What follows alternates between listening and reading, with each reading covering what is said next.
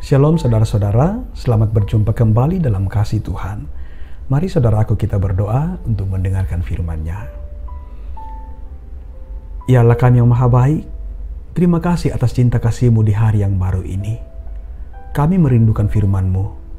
Berikanlah kami hikmat dan pengertian, supaya kami sungguh memahami firman-Mu dengan baik. Dan oleh pertolongan Roh Kudus, kami terus dituntun melakukannya secara konsisten dalam kehidupan kami. Dalam nama Tuhan Yesus, firman yang hidup kami berdoa. Amin. 1 Petrus pasal 2 ayat 11-12. Firman Tuhan demikian. Saudara-saudaraku yang kekasih, aku menasihati kamu, supaya sebagai pendatang dan perantau, kamu menjauhkan diri dari keinginan-keinginan daging yang berjuang melawan jiwa. Milikilah cara hidup yang baik di tengah-tengah bangsa-bangsa bukan Yahudi, supaya apabila mereka memfitnah kamu sebagai orang durjana, mereka dapat melihatnya dari perbuatan-perbuatanmu yang baik dan memuliakan Allah pada hari Ia melawat mereka. Demikian firman-Nya. Renungan pagi edisi Selasa 15 Juni 2021. Jika kamu tidak menemukan orang baik, maka jadilah orang baik. Saudaraku, Li Huan Mei adalah seorang petugas kebersihan di salah satu rumah sakit di Tiongkok. Pada tahun 2001, tiba-tiba ia menjadi terkenal karena menjadi sorotan media di Tiongkok kala itu. Karena ia berbuat hal yang memang sangat pantas untuk jadi sorotan. Ia mengadopsi seorang anak yang berkebutuhan khusus. Meski Li Huan Mei melakukan hal tersebut bukan supaya dia dikenal, tetapi ia hanya didorong oleh hatinya yang tulus.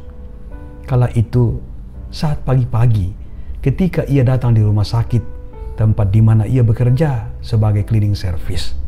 Saat itu, dia menemukan seorang bayi di lorong rumah sakit yang ditinggal begitu saja oleh orang tuanya. Didorong oleh kebaikan hatinya, karena merasa tidak tega, akhirnya bayi tersebut diambil dan dibawanya pulang.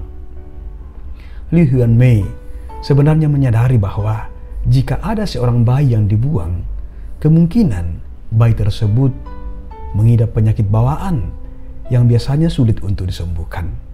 Dan benar saja saudara-saudara bahwa bayi perempuan yang diberi nama Shao Likun mengidap penyakit cerebral palsy yang disebut kelumpuhan otak pada anak yang disebabkan oleh gangguan perkembangan otak pada anak. Kondisi tersebut pada umumnya berlangsung pada masa kelahiran dan juga bisa berlangsung saat proses persalinan. Mengetahui hal tersebut, kerabat Huan Mei menyarankan untuk meninggalkan bayi itu saja. Mereka tahu kondisi keuangan Huan Mei yang sangat pas-pasan dan tidak mungkin cukup untuk bisa merawat bayi tersebut dengan baik. Namun, Li Huan Mei dan suaminya yang bernama Shao Yuchun bertekad untuk merawat Li Kun.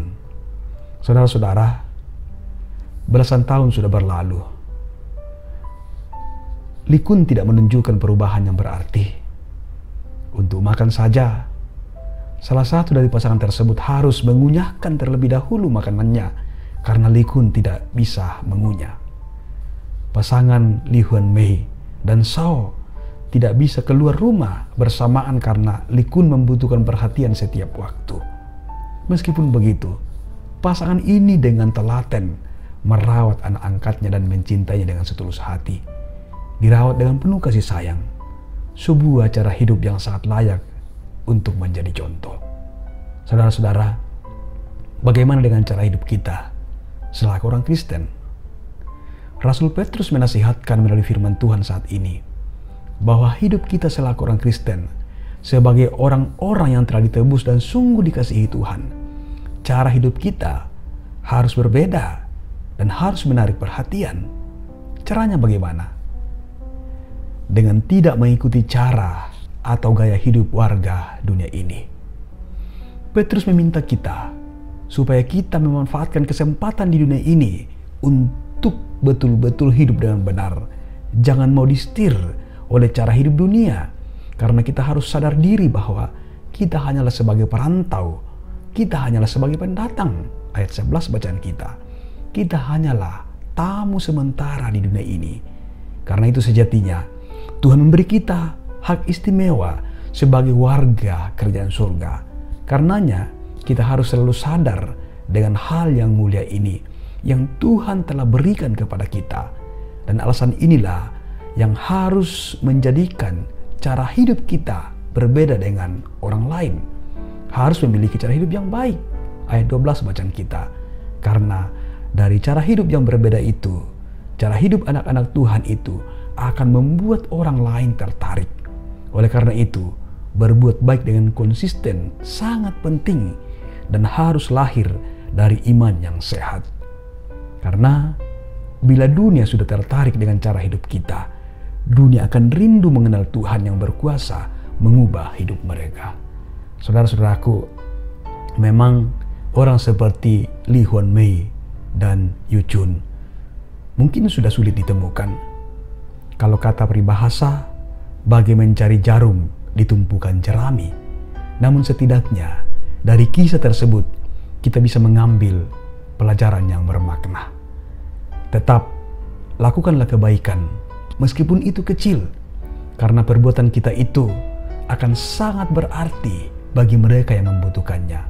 Dan itu harus lahir dari ekspresi iman kita. Saudaraku, jika mungkin dalam dunia sekarang sepertinya sudah mulai langka orang yang mencintai dan melakukan kebaikan. Dan jika saudara tidak bisa menemukan orang baik, maka jadilah orang baik. Tuhan menolong kita. Haleluya. Amin. Mari berdoa. Terima kasih ya Tuhan untuk firman kehidupan yang kami alami di pagi hari ini. Tolonglah kami Tuhan dalam potensi kami masing-masing. Kami terus melakukan kebaikan-kebaikan. Kami berjuang memiliki cara hidup yang berbeda dengan orang-orang yang ada di dunia ini yang tidak mencintai kebenaran. Biarlah oleh pertolongan Tuhan kami terus dimampukan memiliki cara hidup yang baik, yang berkenan di hadapan Tuhan. Supaya melalui cara hidup kami yang baik itu, yang benar itu, orang juga bisa datang dan mengenal Kristus sebagai Tuhan dan Juru Selamatnya. Kami sadar kami tidak mampu, tapi biarlah oleh pertolongan Roh Kudus kami dimampukan. Dalam nama Tuhan Yesus kami berdoa. Amin.